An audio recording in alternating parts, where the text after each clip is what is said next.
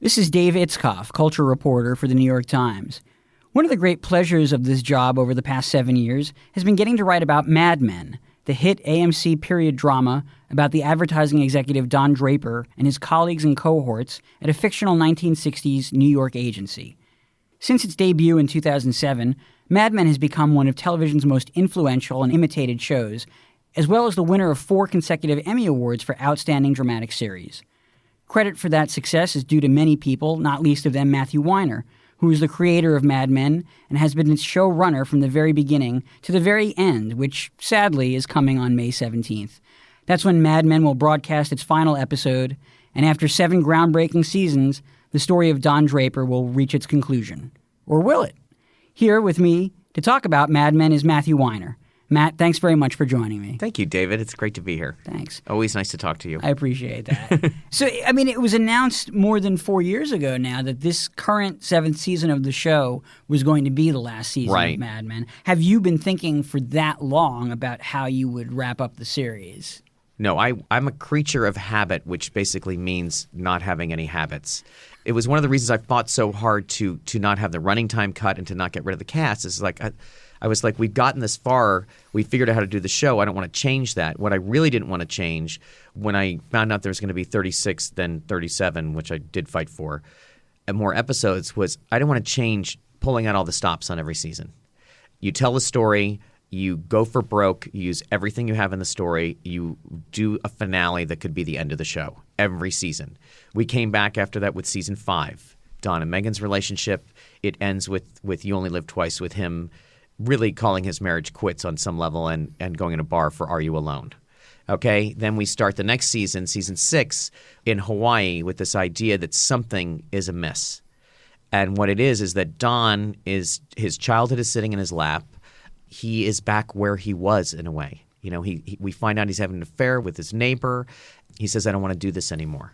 And we worked that all the way through this political year of 1968 where the culture's id and Don's id seem to be on the same track and the world's id. And then we work our way to this reaction, this conservative reaction in which Don actually has a breakthrough and takes Sally after destroying her innocence in an act of contrition or whatever, of honesty or of growth to show where he grew up.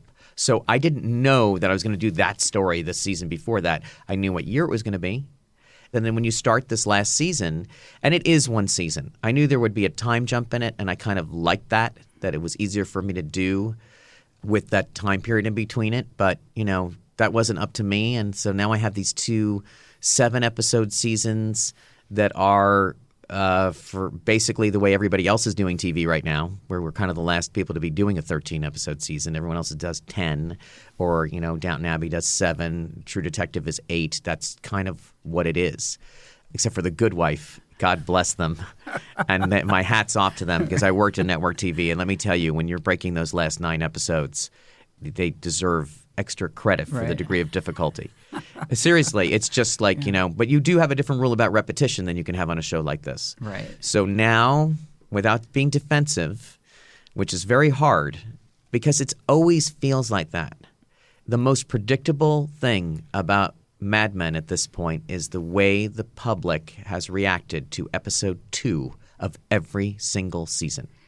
And I think that my desire to tell a new story is always disappointing to them. And they're some of my favorite episodes. I can name them, And I'm always like on the defense about this. I'm like, Flight 1, the very second episode, when all of a sudden they're paying attention to Betty Draper and they're like, who is this? Where's Pete? What's going on? So you had to basically put yourself through that twice in the course of the 2 halves of season 7. Exactly. So you did pick up, you feel like, on maybe some restlessness that people want to see, at least in these last 7 episodes. They wanted to see some clear sense of moving to something clearly conclusive. Let's talk about what people means. When I took history, the first serious history class I took, and you can tell that I'm interested in that, I got placed into a AP European history class in 10th grade, even though all my other grades were terrible because I had showed promise in history. And I had this wonderful teacher, Dr. Johnson, who basically said, whenever you hear the word people, you are hearing baloney. That is a political term. It doesn't refer to anybody. It's used by individuals who control people or want to control people, and it doesn't really reflect anything. People are unpredictable. They are always divided.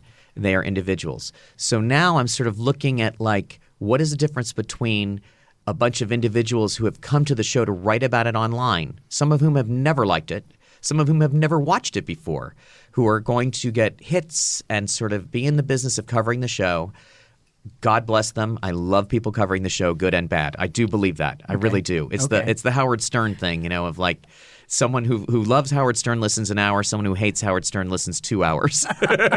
I'm very, very much, very, very mercenary about that. I love that there's a conversation. Now, when I refer to people that I know that are watching the show or, sending me emails, and they don't all the time, are really enjoying the show, but they are a little bit mystified about where it's going and what's going on. And I got to tell you, that's my job. Sure. That is my job. I'm not doing, how do you keep a moron in suspense? I'm not playing that game. I have a story, and the story starts on page 1, not on page 50. I could tell you the Snow White and the Seven Dwarfs and start with her in the glass coffin with the prince coming up and just tell you, she got poisoned, the witch was after her, blah, blah, blah. So now the guy's coming, he's going to kiss her and she's going to wake up. Right. And I sort of feel that there's this insinuation that there's not enough meat on the carcass. And all I can tell you, or what is a good Mad Men episode or how it's going to be done, all of these things – failure to meet the expectations of what is a typical Mad Men episode to me is a tremendous success because I don't believe there is such a thing. We never think that way. Sure. Anything that smacks of an episode that you've seen before, we're either going to play with, we're either luring you in, or I will throw it out. Sure. If you actually take each episode seriously, and I'm not accusing people of not taking them seriously enough. I can't tell you how to watch the show. And it's got to be different watching it now because there's also this other emotion. And by the way, I watch TV. Sure. I know the emotion of losing your show. Yeah. It clouds your experience. It really does. This is not an action show, but when you see Peggy with those young girls and Pete pulls her in to tell her and they sit on that couch, that is deliberately an echo of, I don't know what the episode is, but where Pete tells the hunting story. Right. I could have done the exact same scene. I could have given the little Easter egg and the wink to the audience. Right. I'm not doing it. Yeah. I'm not doing it. I'm trying to convey what's going on in these people's lives. And the meta part of it is that it's actually ending. But it is ending. And I tried with the writing staff, we tried to channel all of our emotions about saying goodbye.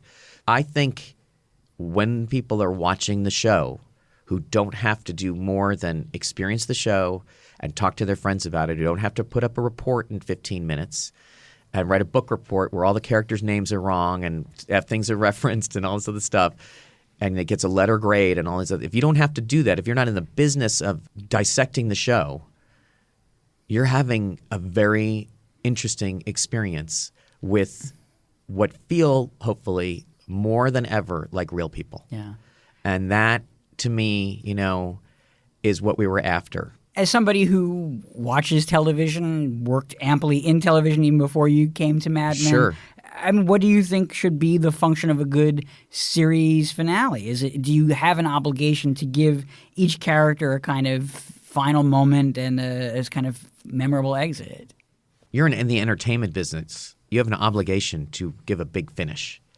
It's been 92 hours. There'll be 92 hours. I hate to say it, I don't really feel like I owe anybody anything. I've been lucky to have them invite us into their home, but we have held up our end of the bargain so far. We really have, and we've made such painstaking effort to surprise and delight and move people. You have to commit to the fact that you're never going to see the same show. So there is no typical thing. This is why you end a show, because the machinery that tells the story, you don't want to start to see the gears and pulleys and you start doing a story and then you realize you've done it. So you say, I'm going to turn it on its head, and then it becomes binary. You want an organic journey if you've created real people. Did I know when I started the show, when I wrote the pilot, that Joan, in that first conversation with Peggy, that Joan would be a single mother, working woman? No. That's all little decisions, just like life, all along the way.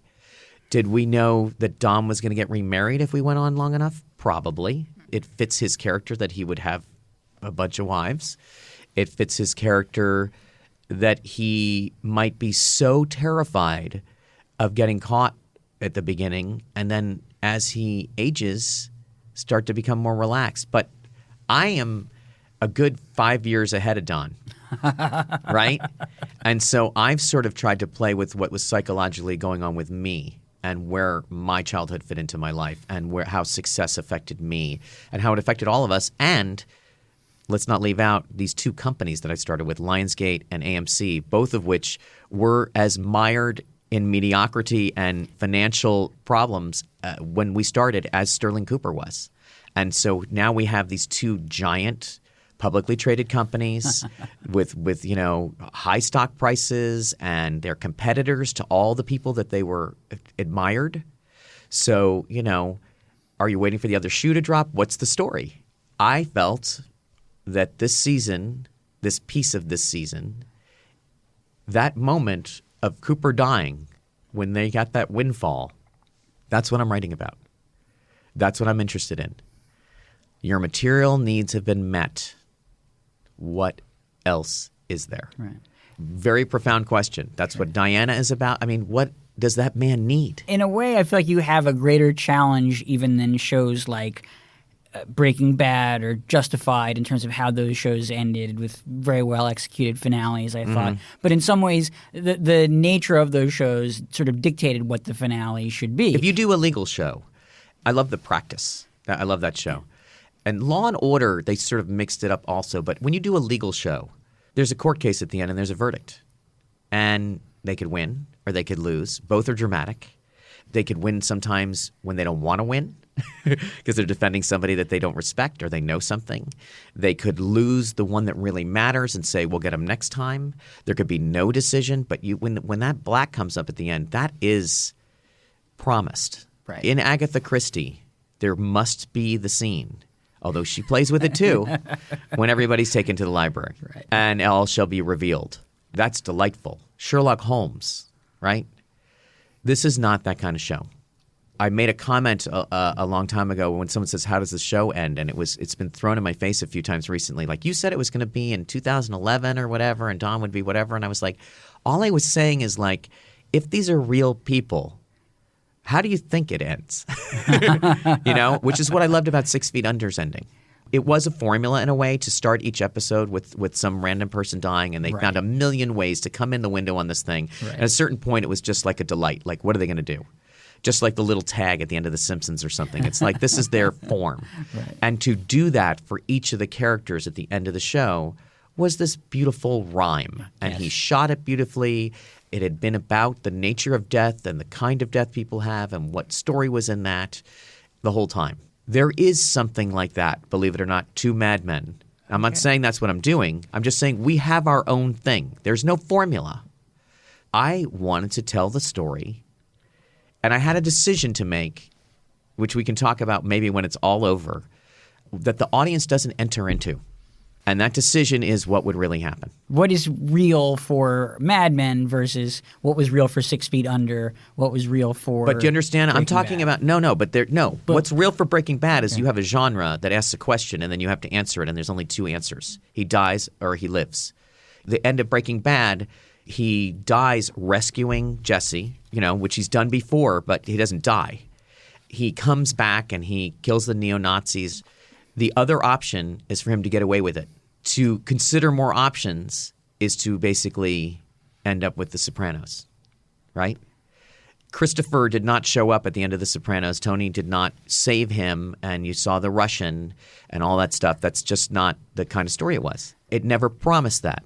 In terms of people feeling right now that I am not fulfilling a promise or being – I don't know if they feel that way or if they're just anxious that I can't fulfill the promise or whatever – all I can tell you is that we're telling a story. This is the natural conclusion of the story. Right. I've really, really broken a lot of rules over the life of the show to make it feel real in terms of people actually getting divorced. And like I said, the only thing that's sort of been preposterous is that somehow these people all stayed together.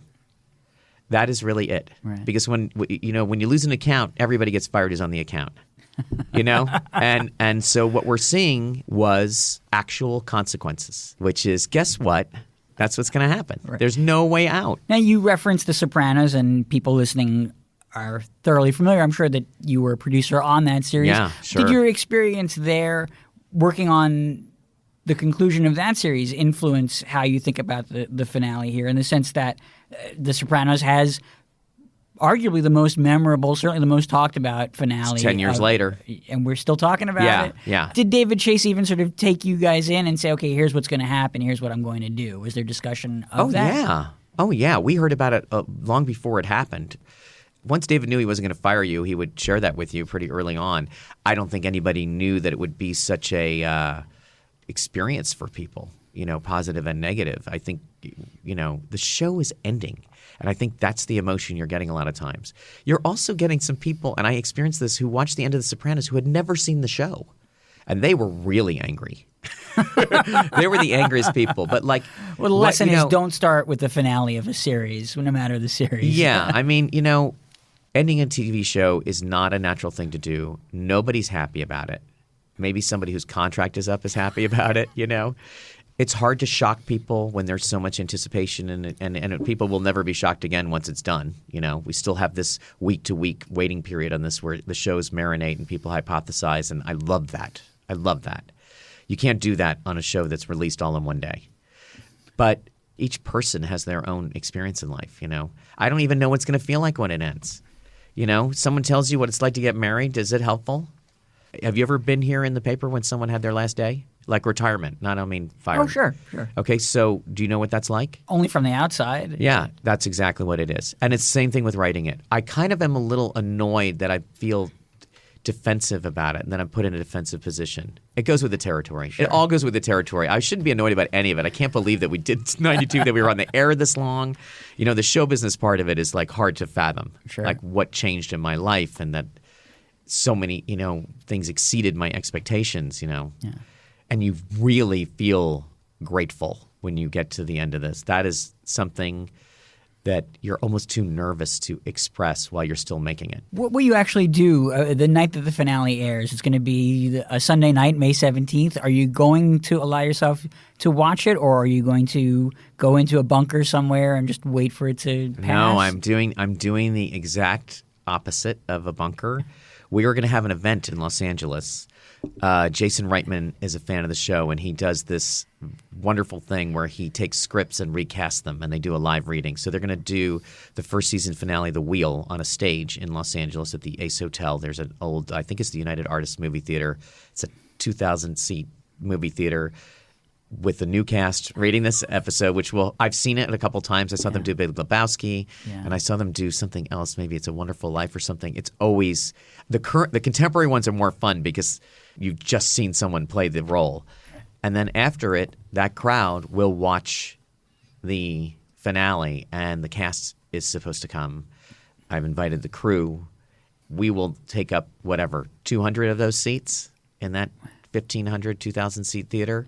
And then we'll have a party afterwards. Right. But then you're going to be getting reaction to it immediately. Yeah, I'm not going to do any press. Oh, physical reaction? I have never had a bad experience showing an episode to a crowd. Right. We showed Tomorrowland, which I think to date is probably one of the most controversial episodes of the show. I'm very proud of it. I think it's a really great episode, and I do rank them in my head. But Don not choosing Dr. Faye and spontaneously, impulsively, almost drunkenly, one would say, proposing to Megan was shocking, and people were shocked. I was in a crowd at an event, at a charity event where we were screening that, and everyone was sort of coming up to me, and they're like, whatever the facial version of WTF is. They weren't even saying anything because anyone who compares it to a soap opera is not hurting my feelings. That is, you know what I mean? They know you have an investment in the people. They know who to praise and who to blame if when it ends. So I mean, whatever the reaction is. They weren't blaming me or anything like that. They were just stunned. I don't court the fist pumps so much. Right. I think they're kind of always accidental. Right. Plenty of people have had great, mot juste, whatever. We frequently show the finale in front of a crowd. and make a party out of it. And the premiere, we always have a crowd. And it's always exciting to me. A couple of things that nobody cares about, but it looks great projected. The sound work is always done well enough that it holds up. Sure. We have great sound design that you don't always get on your TV at home. And then there's always a lot of laughs. And I don't know if people laugh as much at home as they sort of realize how silly some of it is. But you mentioned that you're not going to do any press following the episode. Now, I'm doing one talk, and I'm sure, you know me, I can't keep my mouth shut. I'm sure at some point, if anybody asks me about it in the future, there will be some conversation. But I don't want to be on the defensive. And it's not because I'm anticipating, whatever. I feel like I've already talked too much about the show, quite honestly. And half the time I'm defending it, and I'm trying to explain what I meant, and it's kind of like the show should do that. I admire that about David Chase. He's Italian. Maybe that's it. Actually, I needed to talk about the show because I was not on HBO. And it became apparent right away that it helped sell the show. I did not ask to be out in front of it. I did not ask to answer fan questions or any of those things. There was no Twitter or any of these things when we started. So it really required having a conversation with me. Those inside Mad Men things, none of that was my idea. But it helped people become interested in the show. And I don't mind having a conversation about it. You just don't want to feel like you've failed so terribly if no one understands what you're trying to do. I have not had that yet.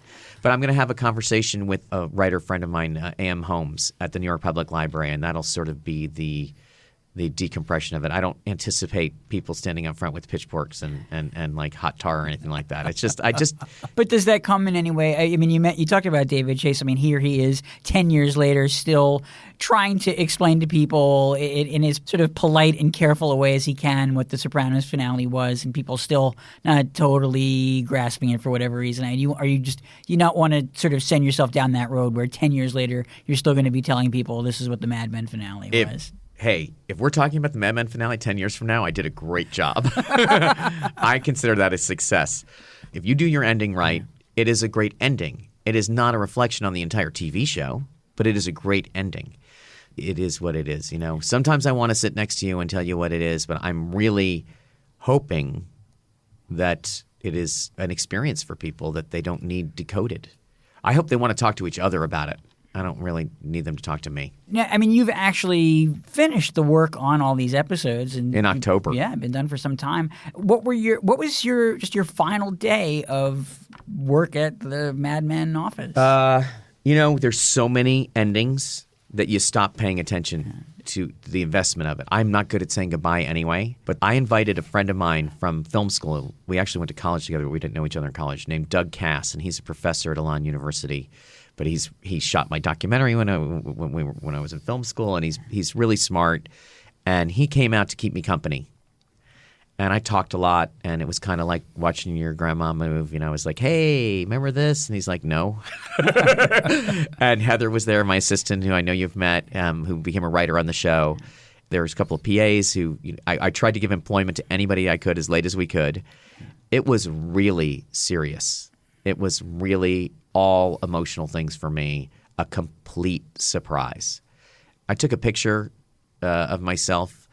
There's a word for that also has happened in the last 7 years. I took a picture of myself at that last moment alone in there.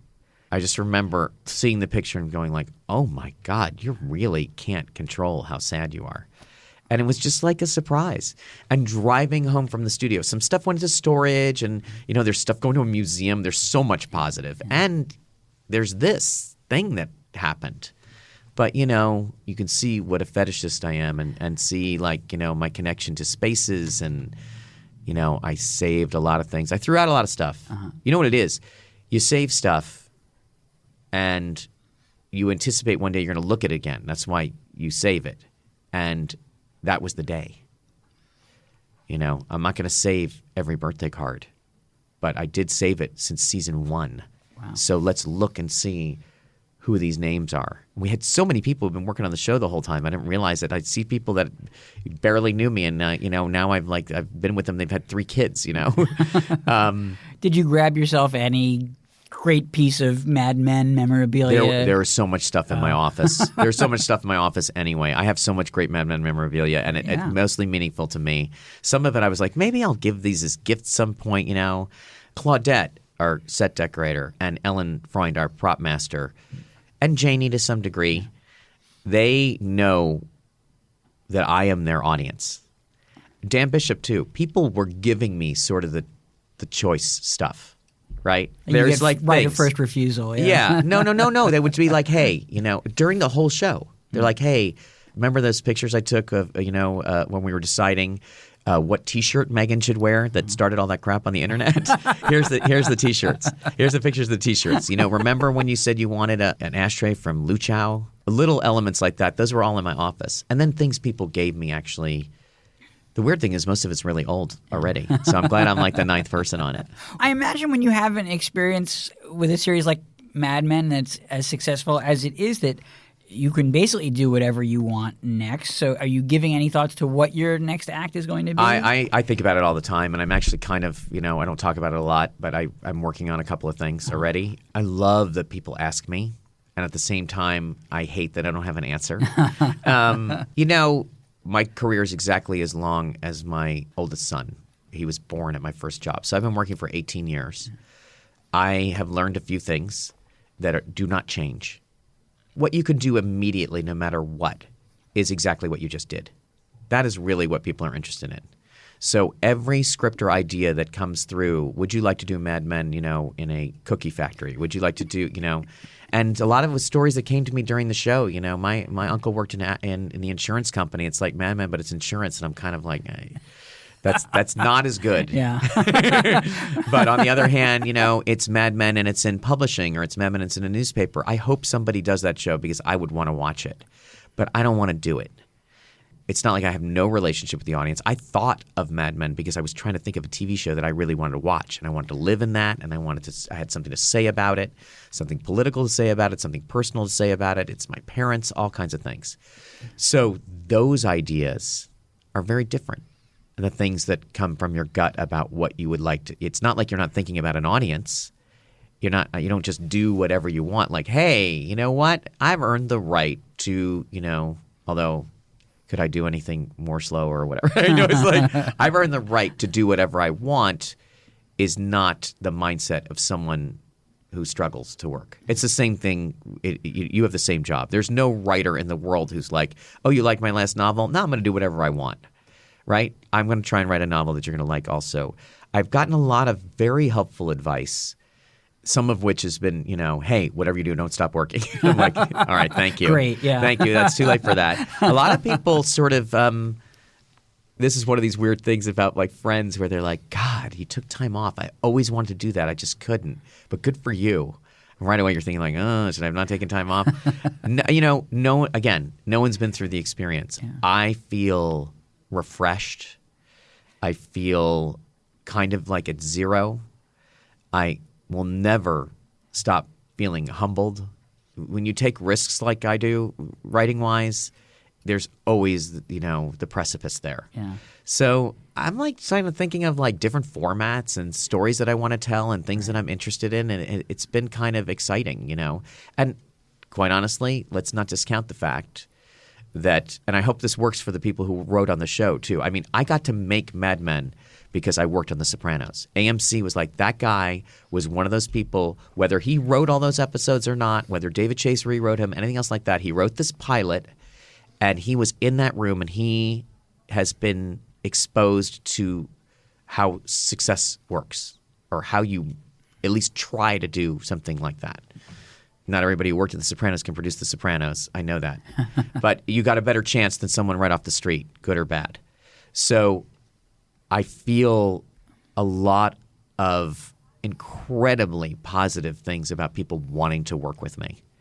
And that's exciting. What about, maybe you can finally write that guest episode of somebody else's show that you got a good idea for a Big Bang Theory episode? You know what? I've said it to them before. I would love to be in that Simpsons room. I would love to get a crack at one of those things. I'd love to be rewritten by the Simpsons writers because I know that's what it would be. I did pitch jokes for a long time. There's certain formats that I've always wanted to sort of try that I will try. I don't know. What do you think I should do? Oh, man. If I had the answer to that. What would you like? Whew. Now you're putting me on the spot. I know. I mean, you could say. I'm not gonna. I can't promise I'm gonna listen. I don't think that I have the right answer, because if I had told you what to do after The Sopranos, I couldn't have told you. That was what made something like Mad Men work. We didn't necessarily know we needed it at the time, and we certainly didn't. We didn't know that we needed a period drama set in what seemed like a bygone era, and on a channel that we were watching for westerns and The Godfather. That's always been my joke. I got to meet Clint Eastwood, and I said I've always wanted to work with you, but I settled for being on AMC. How did he take that? He loved it. Great. He gets he's getting some checks from them. Yes. He has. He's getting some residuals. Not that he needs them, but they're definitely. I like being part of that. Did I sidestep your question effectively? No, I mean, it's one of those things where you sort of like, I mean, I definitely would like to work in TV again. There's nothing like it. I don't know if people understand that a series idea is different than a limited series idea. And then on the one hand, you can do a mini series or something, which is, let's say, a very complex movie with multiple characters that's, 10 episodes. But having an idea that has machinery in it that can support 100 stories. That's a very unusual idea. And I knew Mad Men was one. I had an opportunity to turn it into a movie or turn it into a half hour or all these other things. I was always like, let me tell you right now, I know you think this would be a good movie.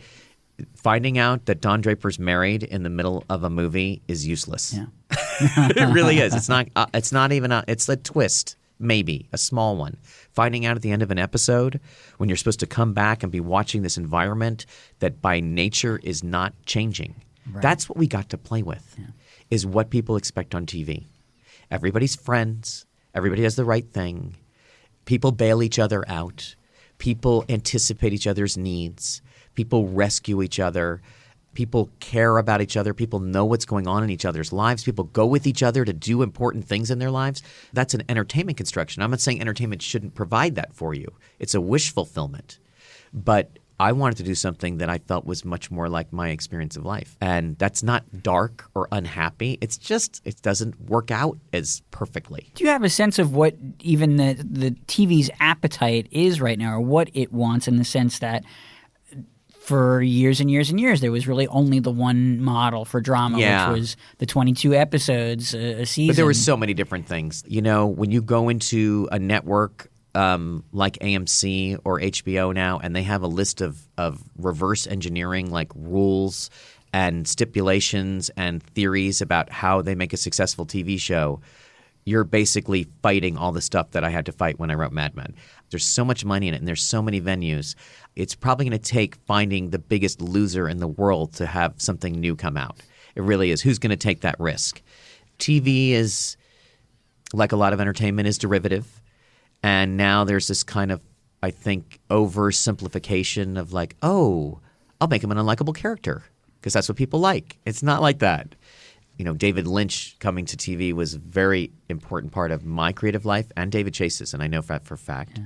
So there's innovation going on the one hand, and there's imitation going on the other hand. And I have a weird feeling that the imitation part of it is going to kind of like overload the audience, and that it's going to be hard to be heard.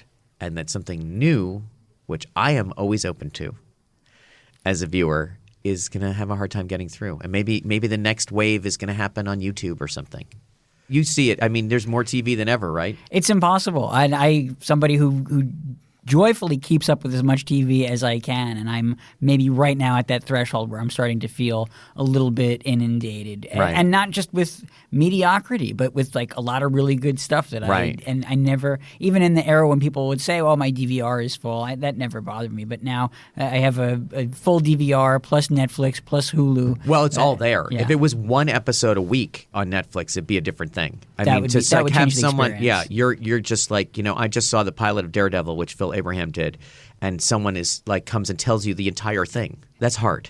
That's intimidating. That's when it starts feeling like homework. I guess it always is for you.